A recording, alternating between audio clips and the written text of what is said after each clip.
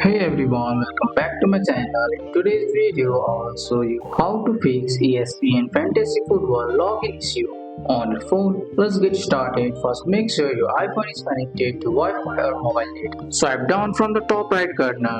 From here, you check your Wi-Fi or mobile data is on, a weak or disconnected network is off.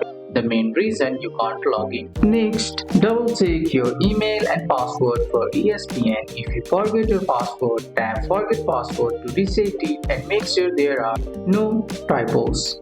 After that, go back to the App Store, tap on your profile at the top right corner and see if the ESPN Fantasy app need an update. Outdated app can cause login problems, so tap Update if it's available. If that doesn't help, close the app completely, swipe up from the bottom off your screen and swipe away the ESPN app and then reopen it and try logging in again. If it still doesn't work, try reinstalling the app. Delete it from your home page of your phone, then reinstall from the App Store. This fixes most app related issues. Sometimes ESPN servers are down. Check online or on social media to see if others are having same login problem. If the servers are down, you will just need to wait a little. And that's all. Follow these steps.